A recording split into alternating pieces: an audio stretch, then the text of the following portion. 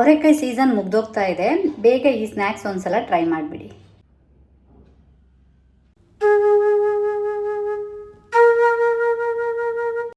Hi, welcome back to Divya's colourful way all in one. ಮಧ್ಯಾಹ್ನ ಊಟ ಆದಮೇಲೆ ಒಂದು ಸ್ಮಾಲ್ ನ್ಯಾಪ್ ಆಗಿ ನಾನು ಇವಾಗ ಈ ವ್ಲಾಗ್ನ ಸ್ಟಾರ್ಟ್ ಮಾಡ್ತಾ ಇದ್ದೀನಿ. ಇವತ್ತಿನ ವ್ಲಾಗಲ್ಲಿ ನಾನೊಂದು ರೆಸಿಪಿ ಮಾಡ್ತಾ ಇದ್ದೀನಿ.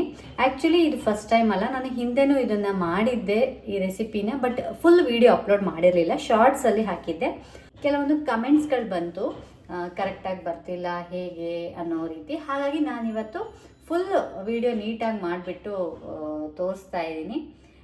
ಸೊ ಅಂಥ ದೊಡ್ಡ ರೆಸಿಪಿ ಏನಲ್ಲ, ಸಿಂಪಲಾಗಿ ಮಾಡುವಂಥ ಒಂದು ಸ್ನ್ಯಾಕ್ಸ್ ಇದು. ಇವಾಗ ಅವರೆಕಾಯಿ ಸೀಸನ್ ಮುಗಿತಾ ಇದೆ ಅಲ್ವಾ, ಸೊ ನೀವು ಬೇಗನೆ ಮಾಡಿ ಇಟ್ಕೊಂಬಿಡಿ. ಸ್ವಲ್ಪ ದಿನ ಇಟ್ಕೊಂಡು ಇದನ್ನ ತಿನ್ಬೋದು. ಅಂದರೆ ನಾನು ಇವತ್ತು ಮಾಡ್ತಾ ಇರೋದು ಅವರೆಕಾಳು ಇದೆಯಲ್ವಾ, ಅದ್ರ ಮಿಕ್ಸ್ಚರ್. ಸೊ ಸ್ಟಾರ್ಟ್ ಮಾಡೋಣ.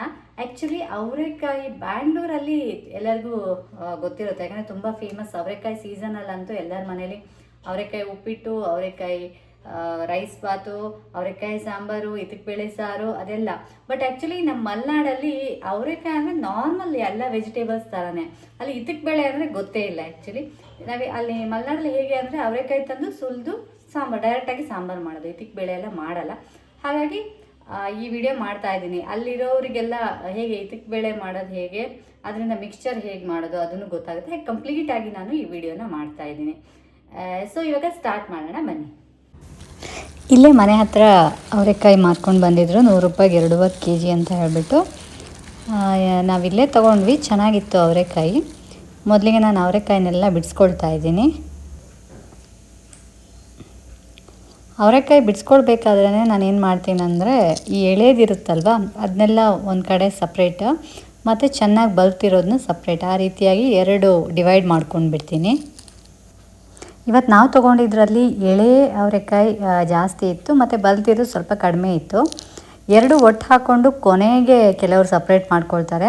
ಬಟ್ ಅದು ನನಗೆ ಸ್ವಲ್ಪ ಕೆಲಸ ಜಾಸ್ತಿ ಅನಿಸುತ್ತೆ. ಹಾಗಾಗಿ ನಾನು ಸ್ಟಾರ್ಟಿಂಗ್ ಸುಲಿಬೇಕಾದ್ರೇ ಬಲ್ತಿರೋದೆಲ್ಲ ಸಪ್ರೇಟು, ಎಳೆದೆಲ್ಲ ಸಪ್ರೇಟಾಗಿ ಹಾಕ್ಕೊಂಡ್ಬಿಡ್ತೀನಿ. ನೋಡಿ, ಇಲ್ಲಿ ನಾನು ಹಾಕ್ಕೊಂಡಿರೋದು ಇದೆಲ್ಲ ಎಳೆದು,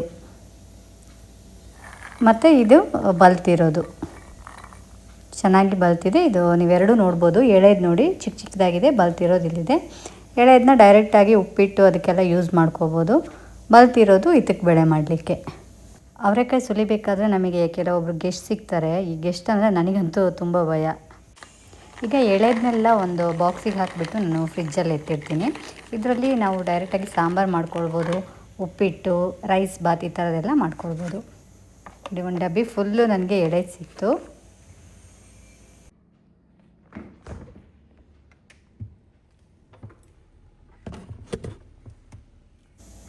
ಇದು ಇವಾಗ ಎಲ್ಲ ಬಲ್ತಿರುವಂಥ ಕಾಳು.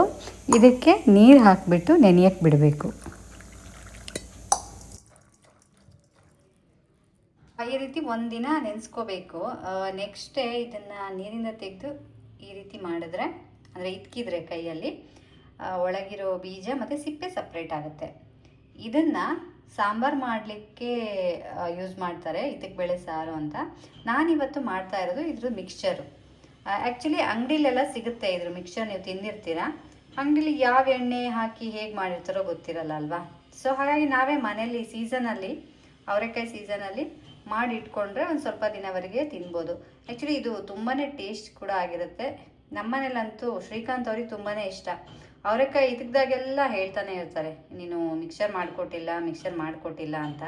ಹಾಗಾಗಿ ಇವತ್ತು ಸ್ವಲ್ಪ ಇದ್ಕಿರೋ ಬೇಳೆ ಇದೆ, ಹಾಗಾಗಿ ಮಿಕ್ಸರ್ ಮಾಡಿಕೊಡೋಣ. ಹೇಗೂ ಸೀಸನ್ ಮುಗಿತಾ ಇದೆ ಅಲ್ವಾ, ಅದಕ್ಕೆ ಮಿಕ್ಸರ್ ಮಾಡಿಕೊಟ್ಬಿಡೋಣ ಅಂತ ಮಾಡ್ತಾ ಇದ್ದೀನಿ. ಇದು ಆಲ್ರೆಡಿ ನಾನು ಇಟ್ಕಿಟ್ಟಿರುವಂತಹ ಬೇಳೆ ಫ್ರಿಜ್ಜಲ್ಲಿ ಇಟ್ಟಿದ್ದೆ ನೋಡಿ.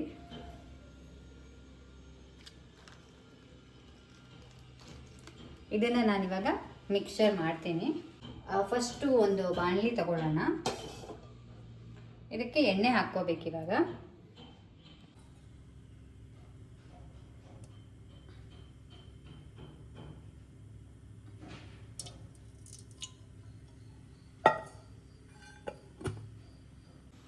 ಇವಾಗ ಎಣ್ಣೆ ಹಾಕಿಟ್ಟಿದ್ದೀವಿ, ಸ್ವಲ್ಪ ಬಿಸಿ ಆಗಬೇಕಲ್ವಾ. ಬಿಸಿ ಆಗಲಿ, ಅಷ್ಟರಲ್ಲಿ ನಾವು ಸ್ವಲ್ಪ ಹಾಕಲಿಕ್ಕೆ ಒಂದು ಪ್ಲೇಟು ಮತ್ತು ಟಿಶ್ಯೂ ಪೇಪರ್ಸ್ ಎಲ್ಲ ರೆಡಿ ಮಾಡ್ಕೊಳ್ಳೋಣ.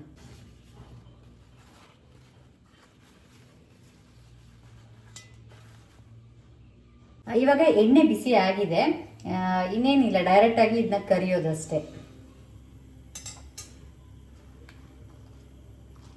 ಬೇಕಾದರೆ ಬಿಸಿಯಾಗಿದೆಯಾ ಇಲ್ವಾ ಚೆಕ್ ಮಾಡಲಿಕ್ಕೆ ಫಸ್ಟ್ ಒಂದು 2 ಬಿಡಿ, ನಿಮಗೆ ತೋರಿಸ್ತೀನಿ. ಚೆನ್ನಾಗಿ ಕಾದಿದೆ, ಇವಾಗ ನಾನು ಬಿಡಲಿಕ್ಕೆ ಸ್ಟಾರ್ಟ್ ಮಾಡ್ತೀನಿ.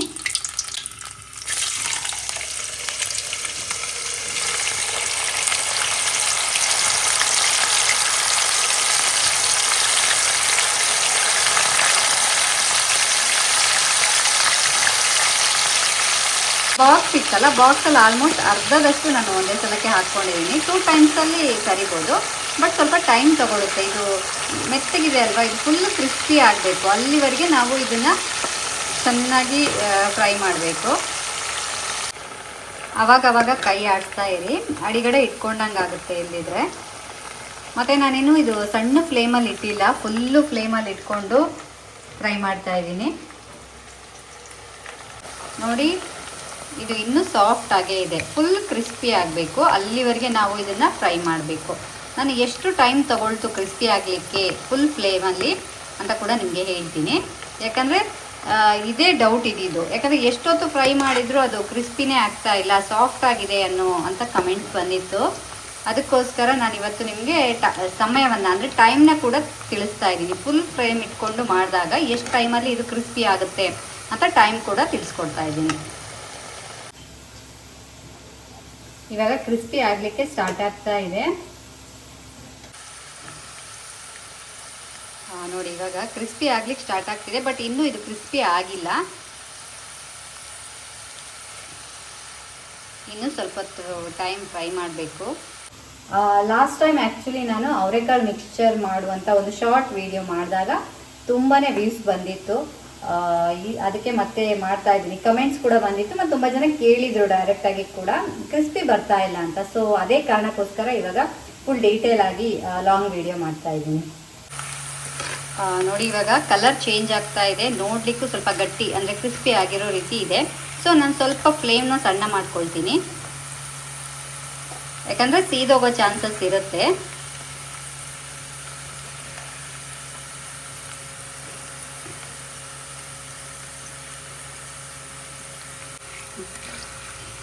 ಇದು ಇವಾಗ ಕ್ರಿಸ್ಪಿ ಆಗಿದೆ, ಕಲರ್ ನೋಡಿ ಈ ರೀತಿ ಬರುತ್ತೆ.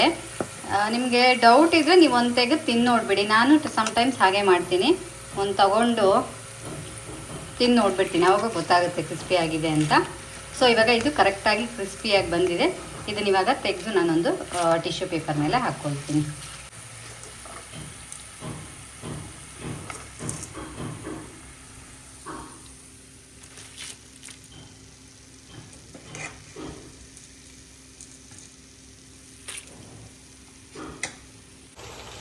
ಈಗ ಸೆಕೆಂಡ್ ರೌಂಡ್ ಮತ್ತೆ ಇದಕ್ಕೆ ಹಾಕಿದ್ದೀನಿ. ಫಸ್ಟ್ ಟೈಮ್ ನಾನು ತೆಗೆದ್ನಲ್ಲ, ಫುಲ್ಲು ಫ್ಲೇಮಲ್ಲಿ ಕ್ರಿಸ್ಪಿಯಾಗಿ ಬರಲಿಕ್ಕೆ ನನಗೆ ತಗೊಂಡಿರುವಂಥ ಟೈಮ್ ಇದು 7 ಮಿನಿಟ್ಸ್. ನೀವೇನಾದರೂ ಫ್ಲೇಮ್ ಚಿಕ್ಕದಾಗಿ ಇಟ್ಕೊಳ್ತೀನಿ ಅಂತಂದರೆ ನಿಮಗೆ ಆಲ್ಮೋಸ್ಟ್ 10 ಮಿನಿಟ್ಸ್ ಅಷ್ಟು ಆಗುತ್ತೆ. ಬಟ್ ಇವತ್ತು ನಾನು ಫುಲ್ಲು ಫ್ಲೇಮಲ್ಲೇ ಮಾಡಿರೋದು, ಇದು 7 ಮಿನಿಟ್ಸ್ ತಗೊಂಡಿದೆ ನೋಡಿ.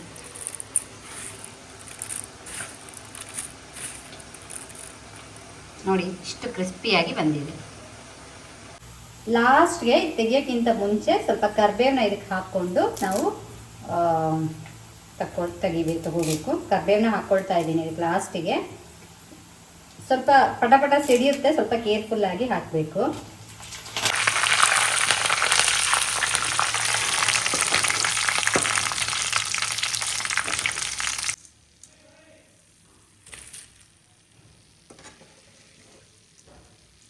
ಅವರೆಕಾಯಿ ಎಲ್ಲ ಫ್ರೈ ಮಾಡ್ಕೊಂಡು ಆಗಿದೆ. ನಾನಿವಾಗ 1 ಕಪ್ ಕಡಲೆ ಬೀಜ ತೊಗೊಂಡು ಅದನ್ನು ಕೂಡ ಡೀಪ್ ಫ್ರೈ ಮಾಡಿಬಿಟ್ಟು ಇದಕ್ಕೆ ಹಾಕ್ತಾ ಇದ್ದೀನಿ.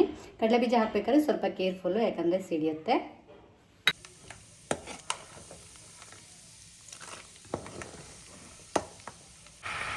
ಮಿಕ್ಸ್ ಮಾಡಬೇಕಾದ್ರೆ ಸ್ವಲ್ಪ ಕೇರ್ಫುಲ್ಲಾಗಿರಿ, ಯಾಕಂದರೆ ಇದ್ರದ್ದು ಅವರೆಕಾಳಿಂದು ಆಯಿಲ್ ಕಂಟೆಂಟ್ ಟೈಪ್ ಇರುತ್ತಲ್ಲ, ಅದೆಲ್ಲ ಹೋಗಿ ಅಡಿ ಈ ಥರ ಕೂತಿರುತ್ತೆ.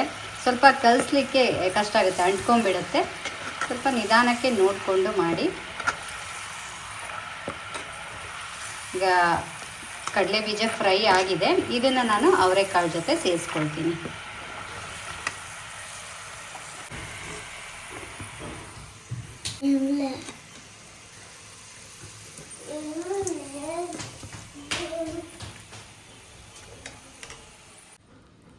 ಆಯಿಲ್ ಸ್ವಲ್ಪ ಜಾಸ್ತಿ ಇದೆ ಅನಿಸಿದರೆ ಈ ರೀತಿ ಮೇಲ್ಗಡೆ ಒಂದು ಟಿಶ್ಯೂ ಪೇಪರ್ ಹಾಕಿ ಈ ರೀತಿ ಚೆನ್ನಾಗಿ ಒತ್ಕೊಡಿ, ಸ್ವಲ್ಪ ಎಣ್ಣೆ ಎಲ್ಲ ಹೋಗುತ್ತೆ. ಈಗ ನಾನು ಬೇರೊಂದು ತಟ್ಟೆಗೆ ಹಾಕ್ಕೊಂಡಿದ್ದೀನಿ. ಇದಕ್ಕಿನ್ನೂ ಉಪ್ಪು ಮತ್ತು ಖಾರದ ಪುಡಿ ಆ್ಯಡ್ ಮಾಡ್ಕೋಬೇಕು. ಈ ಕಡಲೆ ಬೀಜ ಅಷ್ಟೇ ಅಲ್ಲದೆ ನೀವು ಬೇರೆ ಕಾಳುಗಳನ್ನ ಸಹ ಆ್ಯಡ್ ಮಾಡ್ಕೋಬೋದು. ಹೆಸರು ಕಾಳು ಮತ್ತು ಇದು ಹುರಿಗಡಲೆ ಈ ಥರದನ್ನು ನೀವು ಫ್ರೈ ಮಾಡಿಬಿಟ್ಟು ಡೀಪ್ ಫ್ರೈ ಮಾಡಿ ಇದ್ರ ಜೊತೆ ಆ್ಯಡ್ ಮಾಡ್ಕೋಬೋದು. ಅವಲಕ್ಕಿ ಕೂಡ ಡೀಪ್ ಫ್ರೈ ಮಾಡಿಬಿಟ್ಟು ಆ್ಯಡ್ ಮಾಡ್ಕೋಬೋದು. ನಾನು ಬರೀ ಅವರೆಕಾಳು ಮತ್ತು ಕಡಲೆ ಬೀಜ ಹಾಕಿ ಮಾಡಿದ್ದೀನಿ. ಇದಕ್ಕೆ ಇವಾಗ ಸಾಲ್ಟ್ ಮತ್ತು ಸ್ವಲ್ಪ ಖಾರದ ಪುಡಿನ ಆ್ಯಡ್ ಮಾಡ್ಕೊಳ್ಳೋಣ.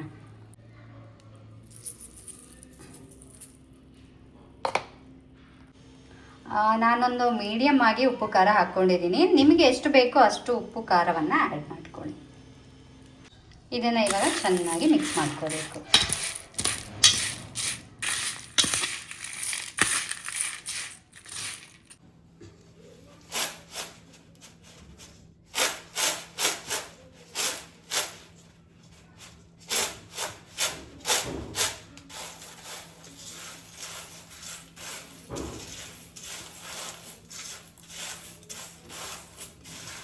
ಗರಿ ಆಗಿರುವಂಥ ಅವರೆಕಾಳು ಮಿಕ್ಸ್ಚರ್ ರೆಡಿಯಾಗಿದೆ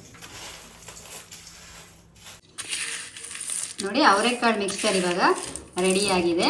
ನಿಮ್ಮ ಎಲ್ಲ ಡೌಟ್ಸ್ ಕ್ಲಿಯರ್ ಆಗಿದೆ ಅಂತ ಅಂದ್ಕೊಳ್ತೀನಿ. ನೆಕ್ಸ್ಟ್ ಟೈಮ್ ನೀವು ಗ್ಯಾರಂಟಿ ಪರ್ಫೆಕ್ಟಾಗಿ ಮಾಡ್ತೀರಾ ಅನ್ಕೋತೀನಿ.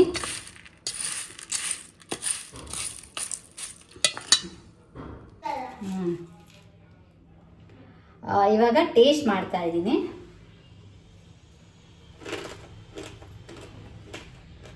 ತುಂಬಾ ಚೆನ್ನಾಗಿದೆ, ಫುಲ್ಲು ಕ್ರಿಸ್ಪಿಯಾಗಿ ಬಂದಿದೆ. ಶ್ರೀಜು ಇವಾಗಷ್ಟೇ ನಿದ್ದೆಯಿಂದ ಎದ್ಬಿಟ್ಟು ಬಂದಿದ್ದಾಳೆ. ಅವಳಿಗೆ ಕೇಳೋಣ ಹೇಗಿದೆ ಅಂತ. ಮಾಡು.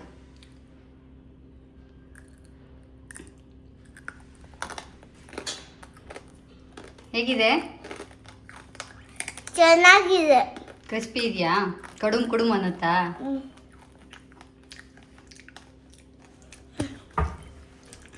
ತಣ್ಣಗಾದ್ಮೇಲೆ ಇದನ್ನ ಒಂದು ಬಾಕ್ಸಿಗೆ ಹಾಕಿ, ಅಂದರೆ ಏರ್ ಟೈಟ್ ಕಂಟೈನರ್ಗೆ ಹಾಕಿ ನಾವು ಇಟ್ಕೋಬೋದು. ನೋಡಿದ್ರಲ್ಲ ಅವರೆಕಾಯಿ ಮಿಕ್ಸ್ಚರ್ ಯಾವ ರೀತಿ ಮಾಡೋದು ಅಂತ. ತುಂಬಾ ಈಸಿಯಾಗಿರುತ್ತೆ ಮತ್ತು ಟೇಸ್ಟಿಯಾಗಿ ಕೂಡ ಇರುತ್ತೆ. ಎಲ್ಲರೂ ಇಷ್ಟಪಡುವಂಥ ಒಂದು ಮಿಕ್ಸ್ಚರ್ ಅಂತಲೇ ಹೇಳ್ಬೋದು. ನೀವು ನೆಕ್ಸ್ಟ್ ಟೈಮ್ ಟ್ರೈ ಮಾಡಿ ಹೇಗೆ ಬಂತು ಅಂತ ಕಮೆಂಟ್ ಮಾಡಿ. ಇವತ್ತಿನ ವ್ಲಾಗಲ್ಲಿ ಒಂದು ರೆಸಿಪಿನ ತೋರಿಸ್ಕೊಟ್ಟಿದ್ದೀನಿ. ಇಷ್ಟ ಆಗಿದೆ ಅಂದ್ಕೊಳ್ತೀನಿ. ಇಷ್ಟ ಆಗಿದ್ರೆ ಲೈಕ್ ಮಾಡಿ. ಹಾಗೆ ಇನ್ನೂ ಯಾರ್ಯಾರು ಅಡುಗೆನ ಇಷ್ಟಪಡ್ತಾರೆ ಅಂಥವರಿಗೆ ವಿಡಿಯೋನ ಶೇರ್ ಕೂಡ ಮಾಡಿ. ಇನ್ನೊಂದು ವ್ಲಾಗ್ ಜೊತೆ ನಿಮ್ಮ ಸ್ಕ್ರೀನ್ ಮೇಲೆ ಬರ್ತೀನಿ. ಅಲ್ಲಿವರೆಗೆ ಬಾಯ್.